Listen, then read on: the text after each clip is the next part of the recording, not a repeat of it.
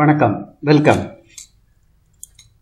Hi my dear friends, சகோதரர்களே, எப்படி இருக்கீங்க எல்லாரும்? இன்றைக்கி நம்ம சேனலில் புதுசாக ஒரு வேலை கொண்டு இஸ்ரேல் வந்து ரொம்ப நாளாக கேட்டுக்கிட்டே இருப்பாங்க. இந்த இஸ்ரேல் ஜாப் வந்து முன்னாடி அங்கே சண்டை நடந்துகிட்டு இருக்க பாலஸ்தீனுக்கு அதுக்கும் நானே போட்டுட்டு கேன்சல் பண்ணோம். அப்போ நிறைய பிரச்சனைகள் இருந்துச்சு, போனவங்க அங்கே பாதிக்கப்பட்டாங்க. இப்போ அதெல்லாம் பிரச்சனை சால்வ் ஆகி இஸ்ரேல் போகிறதுக்கு நிறைய பேர் ஆசைப்பட்றாங்க, போய்கிட்டு இருக்காங்க. அப்போது முன்னாடிலாம் கொஞ்சம் ரேட்டு கம்மியாக இருக்குது, இப்போது நல்லா ஜென்யூனாக போகிறதுனால ரேட்டு கொஞ்சம் கூடுதல் தான் வந்திருக்கு. எல்லாருமே அங்கே தான் நல்ல சம்பளம் இருக்கிறதுனால, ஏன்னா 1.5 லட்ச ரூபாட்ட சம்பளம் சாலிடாக கிடைக்குது. அதனால் எல்லோரும் இங்கே போகிறதுக்கு ஆசைப்பட்றாங்க. அதனால் நான் எடுத்திருக்கேன். இதில் எல்லா கேட்டகரியும் இருக்குது. முன்னாடிலாம் கன்ஸ்ட்ரக்ஷன் மட்டும் தான் போச்சு, இப்போ எல்லோரும் போகிறாங்க. நம்மகிட்ட அது பண்ணி கொடுக்குறதுக்கு நல்ல பார்ட்டி அமைஞ்சிருக்காங்க. அட்வான்ஸ் இல்லாமல் ஆரம்பித்து நடுவில் பேமெண்ட் வரும், அந்த மாதிரி இருக்குது. அது என்னென்னு நம்மள பார்ப்போம். இஸ்ரேல் எங்கே இருக்குதுன்னு மேப்பில் பார்த்தா உங்களுக்கு தெரியும். இது ஒரு தனி நாடு இல்லையா? இது அரபு நாடோடு சேராத ஒரு தனி நாடு. ஓகே, ஸோ இங்கே சண்டைக்கு பிறகு நிறைய வாய்ப்பு இந்தியன்ஸுக்கு கிடைக்குது. அது என்ன ஜாப்னு பார்த்தீங்கன்னா, லார்ஜஸ்ட் சூப்பர் மார்க்கெட் சம்மந்தப்பட்ட அதுக்கு சப்ளை. ஓகே, ஒர்க்கர்ஸ் அதில் A to Z வரும். ஒரு super market, chain of super மார்க்கெட்டுன்னு பாருங்கன்னா ஏகப்பட்ட ஆட்கள் தேவைப்படும். அதில் நம்ம இந்தியன்ஸை பொறுத்த வரைக்கும், சவுத் இந்தியன்ஸ், நம்ம தமிழ்நாடாக இருக்கட்டும், இல்லை சவுத்தில் உள்ளவங்க எல்லாருமே அதுக்கு குவாலிஃபைடாக இருப்பாங்க. இங்கிலீஷ் ஸ்பீக்கிங் அவரை கண்டிப்பாக வேணும். வேறு அங்கே உள்ள லாங்குவேஜ் இருக்குன்னு அவசியம் இல்லை. அரபு மொழி தெரிஞ்சவங்களும் சமாளிச்சிடலாம். ஹிந்தி அவ்வளோ தேவைப்படாது. இங்கிலீஷ் அவரேஜ் இருந்தாலே, அண்டர்ஸ்டாண்டிங் இருந்தாலே போதும். அப்போ அதில் சூப்பர் மார்க்கெட் ஒர்க்கை பொறுத்த வரைக்கும் ஜென்ரல் ஒர்க்கர், மேல் ஃபீமேல் நிறைய கேட்குறாங்க. புரியுங்களா? அந்த அளவுக்கு அது பெரிய பெரிய இதில் இருக்கும்.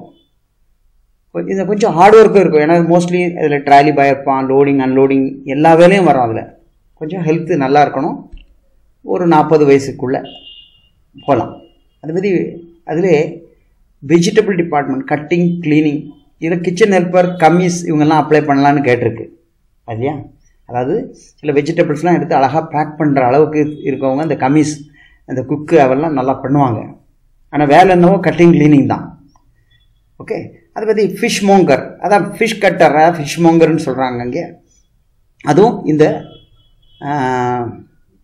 சீ ஃபுட்டு டிவிஷனுக்கு எடுக்கிறாங்க. கிச்சன் ஹெல்ப்பர்ஸ், கம்மீஸ் மே அப்ளைன்னு கேட்டிருக்கு. அப்போ ஃபிஷ் கட்டர்னாலுமே நார்மலாக கறி வெட்டுறவங்க, மீன் வெட்டுறவங்க எல்லாமே இதில் ஒர்க் அவுட் ஆகும். அதுமாதிரி புச்சருங்கிறவங்களும் வெட்டுறவங்க தான். ஃபிஷர்மேனு ஒன்று ஃபிஷ்ஷு மட்டும் பண்ணவங்க. புச்சருங்க வந்து மட்டன், சிக்கன், போர்க் எல்லாமே பண்ணக்கூடியவங்களாக இருப்பாங்க. இதுக்கு வந்து சேலரி வந்து 6000 இஸ்ரேலியன் கரன்சி. அப்போ நம்ம ரூபாய்க்கு பார்த்தீங்கன்னா, நீங்களும் நெட்டில் அடித்து பாருங்கள் என்ன ரேட் வருதுன்னு. 1,40,000 ஓகே, குறைஞ்ச சேலரியே. இனி இதில் நல்லா கொஞ்சம் கேட்டகரி வந்துச்சுன்னா கூட இருக்கும். சரி, அப்போ எல்லாருக்குமே ஒரே சேலரி தானா அப்படின்னா இல்லை. இது நம்ம வந்து பேசிக் சேலரியை தான் நம்ம சொல்கிறோம். இவ்வளோ கிடைக்குது. இதுக்கு மேலே உள்ளவங்களுக்கு மேலே இருக்குது. அது ஆஃபர் லெட்டரில் வரும். ஓகே, இப்போ இது இன்னும் கொஞ்சம் ஜாப்கள் இருக்குது. Kitchen helper, hotel worker, house மேடாக போகிறவங்க யாராக இருப்பாங்க. அப்புறம் பார்க்கில் மெயின்டைன் பண்ணக்கூடிய இது இலைகள், கிராஸ் கட்டிங், அந்த காஞ்ச இலைகளை பொறுக்கிறது, அந்த டஸ்ட்பின்னு சேகரிச்சுட்டு அதை க்ளீன் பண்ணுறது. அது மாதிரி க்ரீன் ஹவுஸ் ஒர்க்கர், அதெல்லாம் அக்ரிகல்ச்சரல் செக்டாரில் வரும். க்ரீன் ஹவுஸ் ஃபுல்லாகவே வெஜிடபிள், அந்த மாதிரி நர்சரி, பிளான்டேஷன்ஸ் அதில் ஒர்க் பண்ணுறவங்க போவாங்க. ஃபார்ம் ஒர்க்கரும் அப்படி தான், விவசாயம் தான். கன்ஸ்ட்ரக்ஷன் ஒர்க்கர்ஸ், இப்போ ஃபார் எக்ஸாம்பிள் உங்களுக்கு கம்பி கட்டுறவங்களா இருக்கும், கொத்தனாராக இருக்கட்டும், வெல்டர், பிட்டர், ஃபேப்ரிகேட்டர், இதெல்லாம் வந்து கன்ஸ்ட்ரக்ஷனில் வந்துடுவாங்க. ப்ளம்பர், பெயிண்டர், இதெல்லாம் கண்டிப்பாக இதில் யார் போனோம் அப்படின்னு நினச்சா சம்பளம் வந்து 140 180 வரைக்கும் இருக்குது இவங்க சொல்கிற சேலரி. இதெல்லாம் எப்போ தெரியும்னா, நம்ம CV அனுப்பிச்சி கொடுத்தா அவங்க செலக்ட் பண்ணி ஆஃபர் லெட்டர் கொடுக்குறாங்க. அதை நம்ம அக்ரிமெண்ட்டுங்கிறோம். ஆஃபர் லெட்டரை சைன் பண்ணி படித்து பார்த்துட்டு இந்த சம்பளம் எனக்கு ஓகேன்னா தான். அப்போ செலெக்ஷன் எப்படி நடக்குதுன்னா CV செலெக்ஷன் தான். ஓகே, மோஸ்ட்லி வந்து இப்போ கன்ஸ்ட்ரக்ஷன் ஒர்க்கராக இருக்கட்டும், அவங்க ஏற்கனவே கல்ஃப் ரிட்டர்ன் நல்லா வெளியே வேலை பார்த்துருக்காங்கன்னா பிரச்சனை இல்லை. ஃபஸ்ட் டைம் அந்த மாதிரி புதுசாக போகிறாங்கன்னா ட்ரேடு டெஸ்ட் சென்டரில் டெஸ்ட் அடித்து தரணும், இது கூட வைக்கணும். அதுமாதிரி ஹோட்டல் லைன் ஒர்க்கர்ஸ்க்கு அது எதுவுமே தேவையில்லை. அவங்க பேசிக் எக்ஸ்பீரியன்ஸில் சிவியில் காட்டுற மாதிரி சப்போர்ட்டிங் டாக்குமெண்ட் வச்சா போதும். அப்போ இஸ்ரேல் போகிற யாருமே இப்போ இந்த ஏன்னா அவ்வளோ வேக்கன்சிகள் இருக்குது. அதில் இந்தியன்ஸுக்கு ப்ரிஃபரன்ஸ் கொடுக்குறான். அதாவது முன்னாடி பாலஸ்தீனஸ் இருந்த இடத்தையே அப்படியே இந்தியன்ஸாக மாற்றுறான். அதனால் இப்போ ஆனால் கொஞ்சம் ஸ்லோவாக தான் நடக்குது. இது 10 நாள் 20 நாளில் பெர்மிட் வரதில்லை. அதுக்கு 2 மாதம் காத்திருக்க வேண்டியது இருக்குது. ஓகே, இதுக்கு மெடிக்கல்லாம் முடிக்கணும் பார்த்துருங்க. ப்ரீ மெடிக்கல் முடித்து ரிப்போர்ட் கொடுக்கணும். ஜாப் ஆஃபர் வந்தால் கூட அதை செஞ்சுக்கலாம். அப்போ இனிஷியலாக என்ன பண்ணணும்னு சொன்னால் ஒயிட் பேக்ரவுண்ட் ஃபோட்டோ, ஒரு resume, passport front and back, உங்கள் எஜுகேஷனல் எக்ஸ்பீரியன்ஸ் சர்டிஃபிகேட் எல்லாம் plus PAN card, Aadhaar card, இவ்வளோத்தையும் இது ரிப்பீட்டாக நான் சொல்கிறேன், இவ்வளோ டாக்குமெண்ட்டும் வச்சு ஒரு பிடிஎஃபாக எங்களுக்கு அனுப்புங்க. ஓகே, இது நமக்கு ஜாப் ஆஃபர் இதை போட்டு சிவி செலெக்ஷன் ஆச்சு அப்படின்னா சிலப்போ அவங்க கால் பண்ணி கன்ஃபார்ம் பண்ணலாம். எல்லாருக்கும் இல்லை. இப்போ சப்போஸ் சூப்பர் மார்க்கெட் கேஷியர் அந்த மாதிரி அவங்களுக்கெல்லாம் கால் பண்ணி பேசுவாங்க. இல்லைனா டாக்குமெண்ட்ஸை பார்த்தே ஜாப் ஆஃபர் கொடுத்துருவாங்க. அது வந்த பிறகு நீங்கள் ஒரு மெடிக்கல் முடிச்சுட்டு எங்கிட்ட பாஸ்போர்ட் ஒப்படைக்கணும். அந்த டைமில் நாங்கள் 1 lakh வாங்குவோம். ஏன்னா அதுக்கு முன்னே அட்வான்ஸே இல்லை. ப்ராசஸ் ஸ்டார்ட் பண்ணும்போது எதுவும் இல்லை. அப்படி தான் நாங்கள் மேலே பேசியிருக்கோம். எனக்கு இந்தியாவுக்குள்ளே எல்லா ஏஜென்ட்டுக்கிட்டேயும் 300 500 பாஸ்போர்ட்டு அட்வான்ஸோடு வச்சுருக்கானுங்க. ஒன்றும் நடந்த பாடு கிடையாது. அதனால் நாங்கள் இப்போ பேமெண்ட்டெலாம் நம்ம இனிஷியலாக கொடுக்குற மாட்டோம். ஜாப் ஆஃபர் வந்த பிறகு வேணால் நமக்கு பண்ணி கொடுக்குறோம். அதுக்கு பிறகு 1.5-2 மாதத்துல பெர்மிட் வந்து ஆகணுங்கிற மாதிரி ஒரு கண்டிஷனில் இந்த ஜாப்பை உங்களுக்காக நம்ம எடுக்கிறோம்.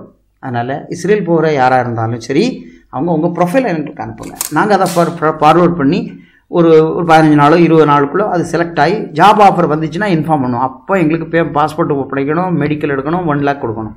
கொடுத்தீங்கன்னா அதுக்கப்புறம் மேக்ஸிமம் 1 2 monthsக்குள்ளே பெர்மிட் வந்துச்சுன்னா டிக்கெட்டை போட்டு ஏஸ் பண்ணுறோம். இதுக்கு நாங்கள் 5 ரூபா வாங்குகிறோம். ஓகே மை டியர் ஃப்ரெண்ட்ஸ், வேறு எல்லா செலவும் எக்ஸ்ட்ரா கிடையாது. இது வந்து பாஸ்போர்ட்டில் அடித்து போகிற விசா தான். அதனால் ஒன்றும் பயப்பட வேண்டிய தேவையில்லை. ஓகே, ஸோ இஸ்ரேலை பற்றி மறுபடியும் எவரும் திங்க் பண்ண வேண்டாம். இப்போ சம்பளம் கூட இருக்குது. ஏன்னா ஒரு 3 ரூபா 3.5 ரூபா 4 ரூபாய்க்கு எடுக்கலாம். முன்னாடி எடுத்த காலங்கள் உண்டு. ஆனால் அப்படி சொல்லி எடுத்து நிறைய நடக்கலை. அதனால் இப்போ வர்றது வந்து இப்போ நல்லா எந்த பிரச்சனையும் இல்லாதனால சேலரியும் நல்லா இருக்கிறதுனால இவ்வளோ டிமாண்டாக இருக்குது. அதனால் நாங்கள் 5 ரூபா வாங்குகிறோம். அட்வான்ஸ் வாங்காமல் ஜாப் ஆஃபர் வந்து மெடிக்கல் எடுத்து 1 lakh கொடுத்தா போதும். ஓகே, அது வரைக்கும் நீங்கள் பாஸ்போர்ட் கூட தரவேணாம். ஓகே மை டியர் ஃப்ரெண்ட்ஸ், சரி பாஸ்போர்ட்டும் இல்லாமல் ஜாப் ஆஃபர் யாரும் தரமாட்டாங்க. பட் இருந்தாலும் பாஸ்போர்ட் வாங்கினாலும் நாங்கள் தான் வச்சுக்குவோம். அது உங்கள்கிட்ட இருந்தால் இன்னும் நல்லது. இல்லை நம்பிக்கை வரும்னா நீங்கள் எங்கிட்டே கொடுத்து வச்சுருக்கலாம். ஒன்றும் தப்பு இல்லை. ஏன்னா எல்லா பாஸ்போர்ட்டையும் வாங்கி ஹேண்டில் பண்ணுறது ரொம்ப கஷ்டம். அதுதான் சொன்னேன். ஓகே, ஸோ மறக்காமல் இதை வேறு யாருக்காவது இஸ்ரேல் போகணுன்னு சொல்கிறவங்கள்ட்ட ஷேர் பண்ணுங்கள். மறக்காமல் சப்ஸ்கிரைப் பண்ணுவீங்க. வீடியோஸ்லாம் வந்துக்கிட்டு இருக்கும். உங்களுக்கு மேக்ஸிமம் உங்களுக்கு கம்மியாக ரேட்டில் கொடுக்கலான்னு தான் பார்க்குறோம். கம்மியாக ரேட்டு சொல்கிற யாரும் செஞ்சு தரதில்லை. பணம் போய் மாட்டிக்கிறோம். உங்களுக்கு தெரிஞ்சிருக்கும். ஏன்னா நாங்களும் கொடுத்த இடத்துல வாங்க முடியாமல் கேண்டிடேட் பதில் சொல்ல முடியாமலும் இருக்கிறோம். ஆனாலும் எப்படியாவது உருட்டி புரட்டி சமாளிக்கிறோம். அதே மாதிரி இந்த ஒர்க்கும் பத்திரமா செய்து தருவோங்கிற ஒரு நம்பிக்கை எங்களுக்கு இருக்குது. நீங்கள் அப்ளை பண்ணுங்கள். ஓகே, சப்ஸ்கிரைப் பண்ணுங்கள், மறக்காமல் ஷேர் பண்ணுங்கள். தேங்க்யூ ஃபார் வாட்சிங். அடுத்த வீடியோவில் ஏதாவது புது வேலை எடுத்து கொண்டு வரோம். கீழே நம்பர் இருக்குது, கால் பண்ணி பேசுங்க. உங்கள் டவுட்ஸ் எல்லாம் கிளியர் பண்ணுறேன். ஓகே.